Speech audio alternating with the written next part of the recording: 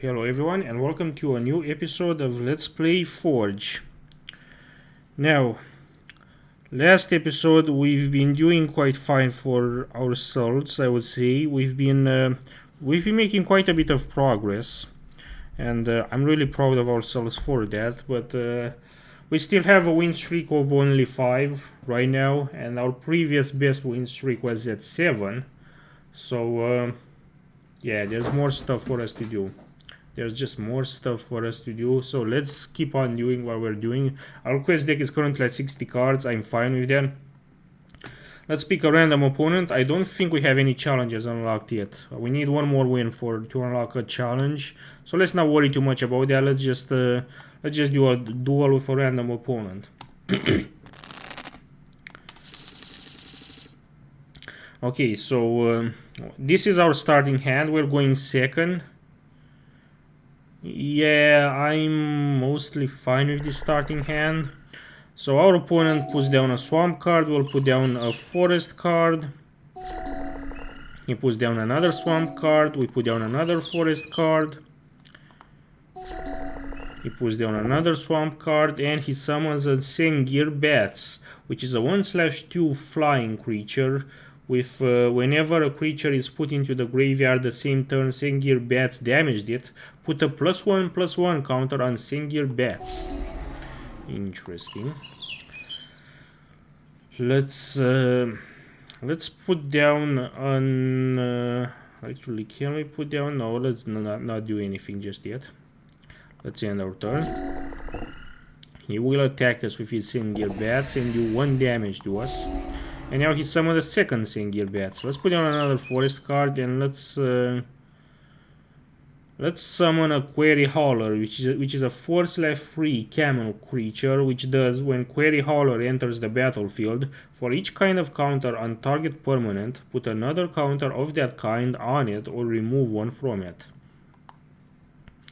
Let's summon Query Hauler on our side of the field. There's no counters for us to manipulate, so we won't be using its ability. So he will attack us with both his Sengir Bats. Because I have no creature with flying or with reach on my side of the field to block them with, I cannot block them. So he will do 2 damage in total to me. Let's cast Cartouche of Strength on our Query Hauler. Cartouche of Strength is an aura cartouche, which does enchant a creature you control. When Cartouche of Strength enters the battlefield, you may have enchanted creature fight target creature an opponent controls, and each will deal damage equal to its power to the other. And finally, enchanted creature gets +1/+1 and has trample.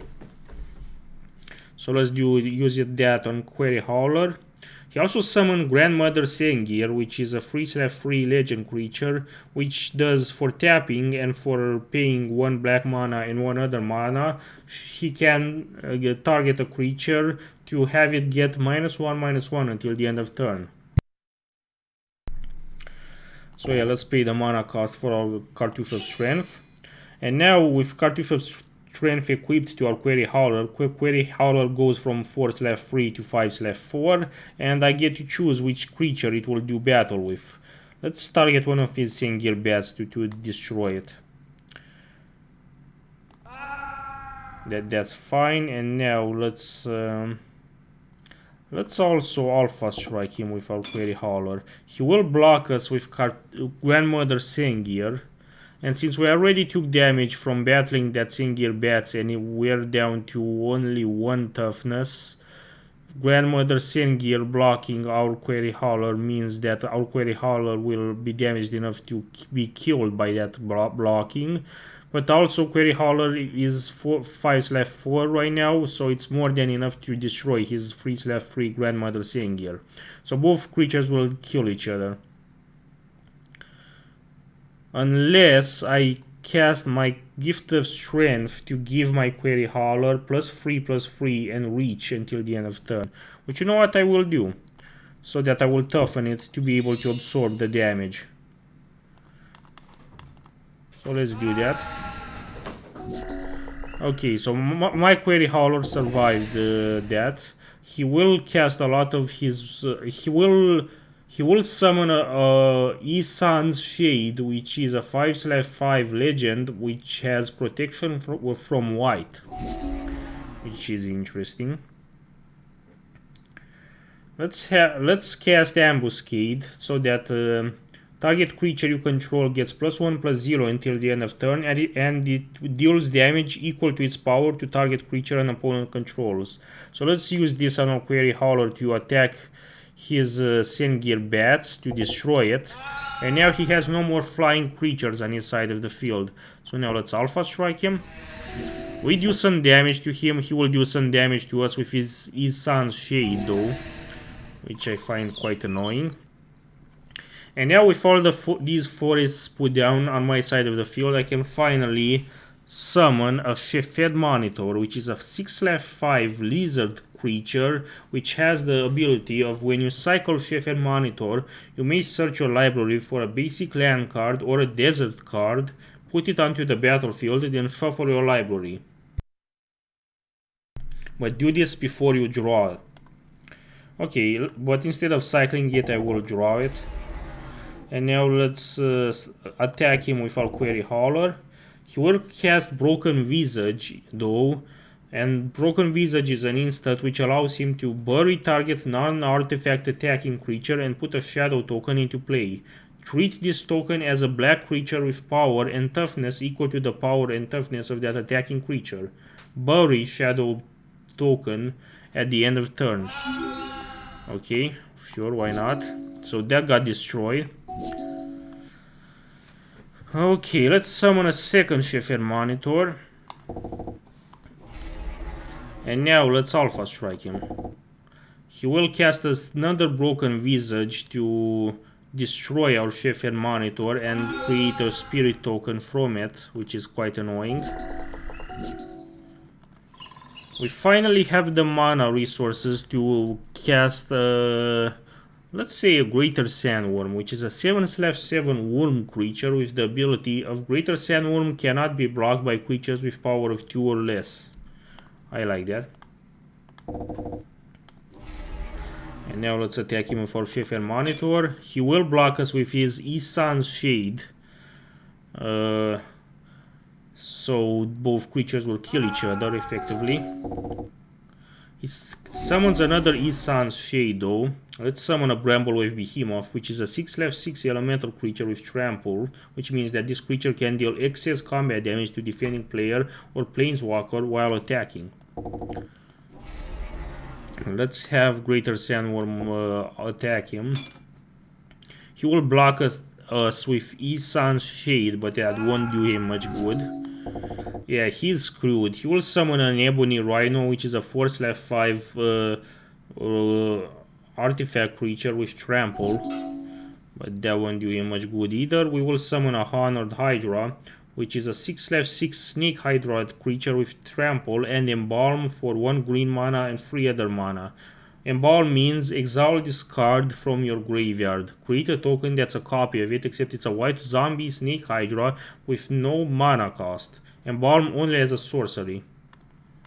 That's quite cool. Let's just Alpha Strike him. He will block us with his Ebony Rhino, but will still do significant damage to him. He will summon another Grandmother Sengir, but at this point it's too late for him. We will summon a Bitterblade Warrior, which is a 2/2 Jackal Warrior creature, which has, you may exert Bitterblade Warrior as it attacks. When you do, it gets +1/+0 and gains Death Touch until the end of turn. An exerted creature won't untap during your untapped step. Yeah, that's what exerted means. Now let's Alpha Strike him with all of our creatures except Bitterblade Warrior, because Bitterblade Warrior has summoning sickness because we just summoned it. He will block us with his Grandmother Sengir. Specifically, he will block our Greater Sandworm with his Grandmother Sengir, but both Honored Hydra and Bramblewave Behemoth will get their attacks through, and that will be more than enough to deplete his health to 0.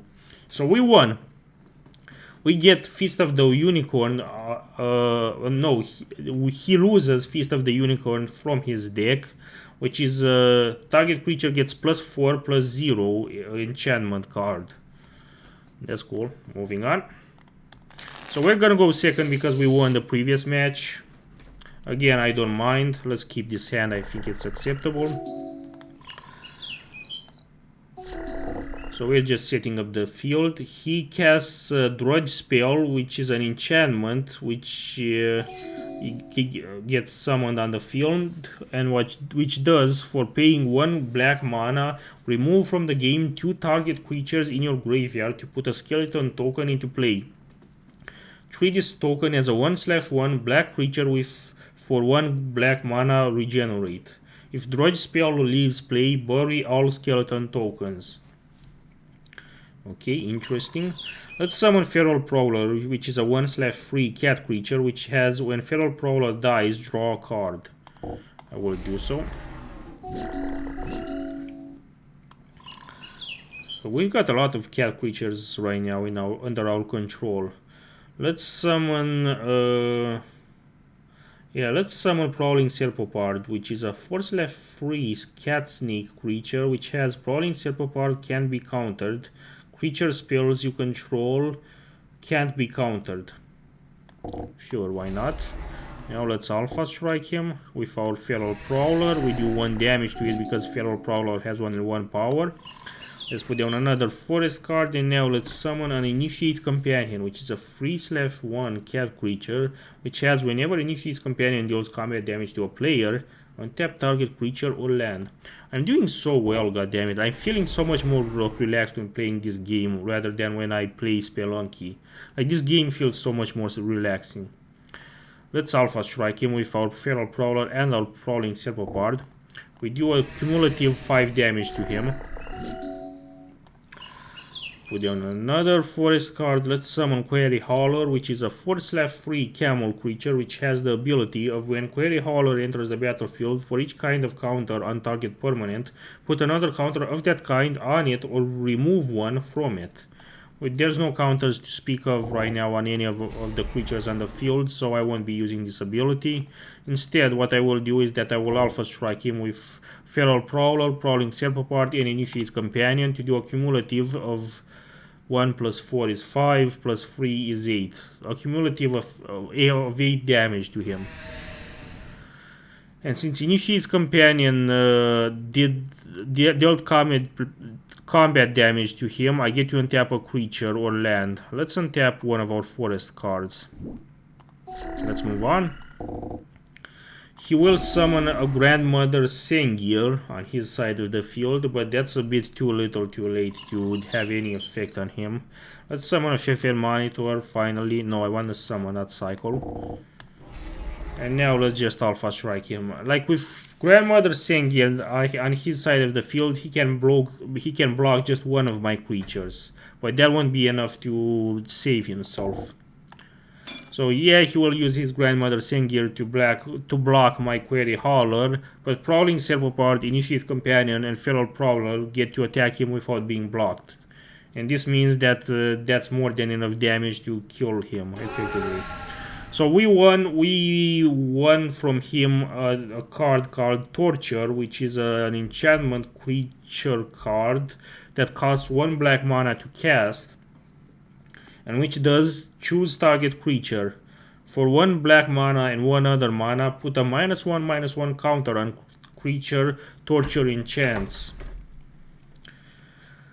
We also win a Ferric Noble, which is a flying creature which costs 1 green mana and 2 other mana to summon, and which has 1 power and 2 toughness.